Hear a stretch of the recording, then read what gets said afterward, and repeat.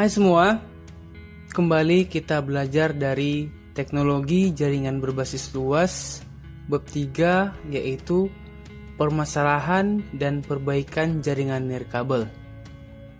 Submateri yang kita bahas kali ini adalah perawatan dan perbaikan permasalahan jaringan nirkabel atau troubleshooting.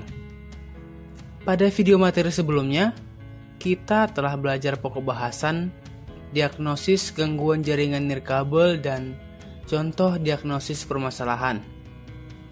Saya harap kalian sudah menonton materinya dan dapat mengerti dengan baik. Jika belum mengerti, silakan kalian tonton ulang videonya. Baiklah, sekarang kita akan melanjutkan materinya. Pokok bahasan kita kali ini adalah gangguan dan perbaikan jaringan nirkabel. Kita akan membahas satu persatu jenis gangguan pada jaringan dan bagaimana proses dan cara perbaikannya. Langsung saja, kita mulai dari yang pertama, yaitu gangguan jaringan karena kegagalan piranti jaringan. Untuk gangguan jaringan karena kegagalan piranti jaringan bisa bermacam-macam. Mulai dari gangguan karena kegagalan LAN card atau kartu jaringan, karena kegagalan switch, atau bahkan dalam cakupan yang lebih luas, kegagalan dapat terjadi pada switch sentral yang menghubungkan jaringan server. Untuk kegagalan LAN card, maka yang dapat dilakukan adalah dengan cara mengganti dengan kartu jaringan yang baru. Oke, kita lanjut. Gangguan yang kedua adalah gangguan jaringan karena kegagalan sistem. Kegagalan sistem dalam jaringan bisa saja terjadi karena ada masalah dengan DHCP server, sehingga klien tidak menerima IP address.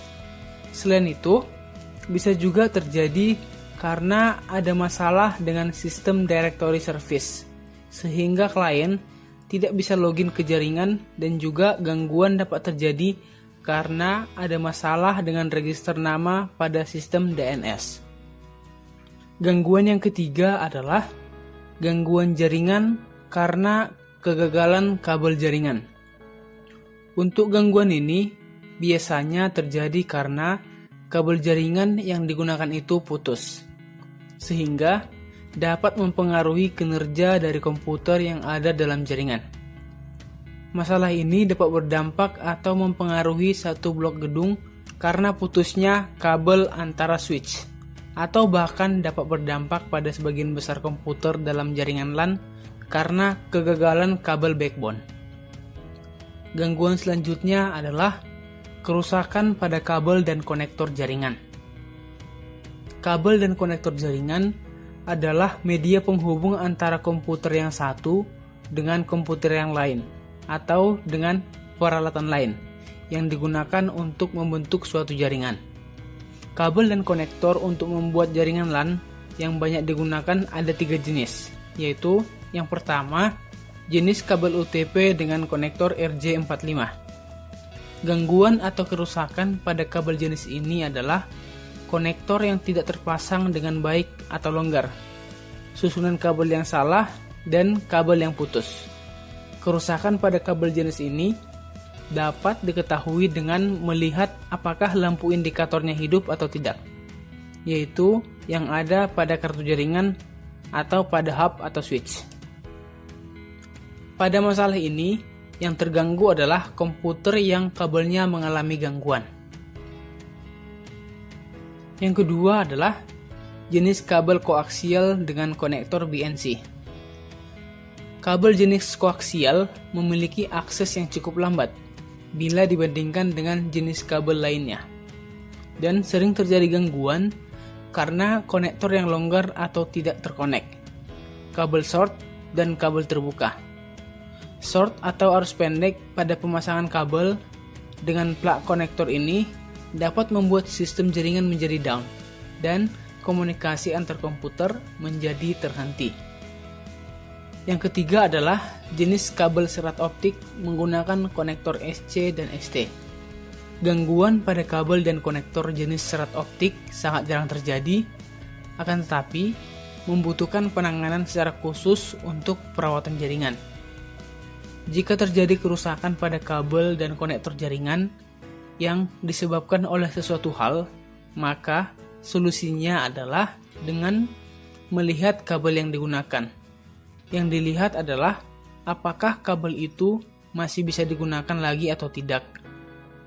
Jika tidak, maka kita tinggal menggantinya dengan kabel dan konektor yang baru. Atau, jika yang rusak itu hanya pada konektor, namun kabel masih bisa digunakan, maka kita hanya perlu untuk mengganti konektornya saja. Oke, kita lanjut. Gangguan yang kelima adalah gangguan pada hub atau switch. Hub atau switch adalah terminal atau pembagi sinyal data bagi kartu jaringan. Jika hub mengalami kerusakan, maka seluruh jaringan tidak akan dapat berfungsi untuk komunikasi antar workstation atau komputer workstation dengan server. Jika terjadi kerusakan pada hub, maka dapat dilihat pada lampu indikator power dan lampu indikator masing-masing workstation. Apabila yang mati adalah lampu indikator power pada hub atau switch, maka kemungkinan besar hub atau switch-lah yang rusak. Jika ada lampu indikator workstation yang tidak menyala, maka komputer tersebut sedang tidak aktif atau ada gangguan. Jika terjadi kerusakan pada hub, maka harus dicek dulu apakah hub yang dipakai itu memang sudah rusak atau hanya mengalami gangguan aja. Tapi, jika memang sudah positif rusak, maka kita perlu mengganti hubnya dengan yang baru atau dapat memperbaikinya di tempat servis khusus. Namun sarannya akan lebih bagus jika mengganti dengan hub yang baru, karena biasanya biaya untuk memperbaiki hub hampir sama dengan biaya yang dibutuhkan untuk membeli yang baru, dan juga kualitasnya akan lebih bagus dibandingkan dengan yang sudah pernah rusak. Gangguan yang keenam adalah gangguan tidak bisa sharing data. Tidak bisa sharing data pada jaringan biasanya terjadi karena pengaturan sharing pada komputer masih di disable. Jadi harus diaktifkan dulu. Dan juga biasanya gangguan ini terjadi karena IP yang digunakan salah atau sama dengan IP komputer yang lain. Cara mengatasinya adalah dengan mengganti dengan IP yang berbeda dari sebelumnya. Dan pastikan tidak sama dengan komputer yang lain. Gangguan yang ketujuh adalah tidak terdeteksi oleh komputer lain. Gangguan ini dapat terjadi karena alamat IP yang digunakan masih kosong. Cara mengatasinya adalah dengan mengganti IP address sehingga akan bisa dideteksi oleh komputer lain.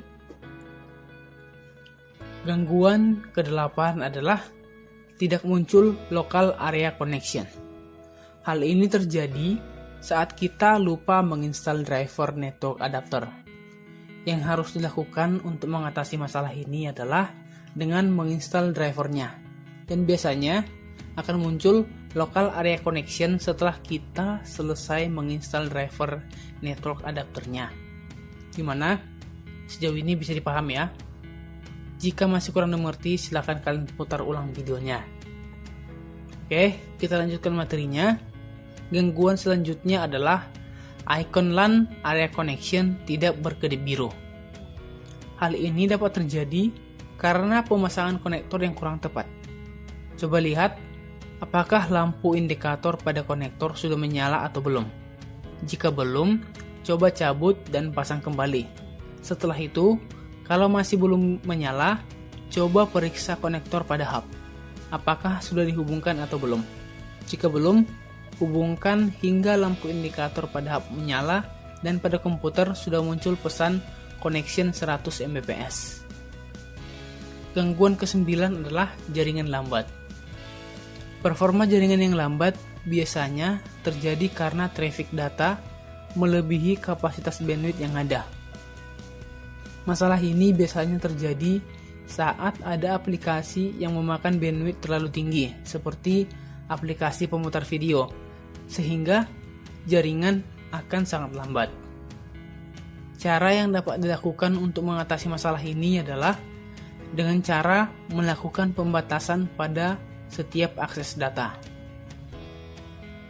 Gangguan ke-10 adalah masalah jaringan karena ledakan virus. Jenis gangguan ini adalah masalah jaringan yang bukan karena kegagalan infrastruktur jaringan fisik. Namun, sistem jaringan akan kebanjiran traffic dari pengaruh virus yang menyerang sistem server dan menulari ke semua komputer dalam jaringan. Kinerja sistem jaringan akan menjadi sangat pelan, bahkan bisa dibilang ambruk. Yang bisa dilakukan untuk mengatasi masalah ini adalah dengan menerapkan best practice security policy, dan pertahanan sistem harus kuat dalam menangani masalah ini. Gangguan selanjutnya adalah koneksi antar komputer dan akses point lambat. Masalah ini dapat terjadi kemungkinan karena jarak antara komputer dan akses point terlalu jauh. Solusinya adalah yang dapat dilakukan dengan memperdekat jaraknya. Gangguan terakhir yang akan kita bahas adalah printer tidak dapat diakses di komputer lain. Kondisi ini dapat terjadi karena printer belum di-sharing. Untuk mengatasi masalah ini, dapat dilakukan dengan cara membuat pengaturan printer menjadi mode sharing. Baiklah, sekian materinya. Jika ada yang kurang dimengerti, silahkan bertanya. Terima kasih.